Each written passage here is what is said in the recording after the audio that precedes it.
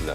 Normalement, ils sont censés aller plutôt bien. Ils sortent de 2 jours de repos avec leurs proches. Les derniers moments de calme avant le mondial. Ils seront de retour ce matin à Clairefontaine. Bon, c'est toujours pour Franck Ribéry qu'on est le plus inquiet. Il souffre toujours de sa lombalgie. Il ne devrait pas participer à l'entraînement encore cet après-midi et même au mondial.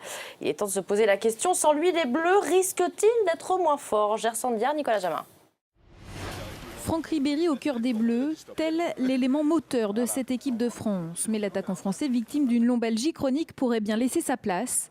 Mais l'équipe de France en serait-elle pour autant moins forte? Ce serait une grosse perte. Pourquoi? Parce que Franck Ribéry étant un garçon qui, cette année, sur les saisons précédentes avec son club le Bayern, a quand même réalisé des grosses performances. C'est le joueur majeur de cette équipe qui est pratiquement en forme depuis les 3 dernières saisons et surtout en équipe de France, c'est celui qui a plus ou moins sauvé cette équipe quand elle avait un petit peu la tête dans le trou.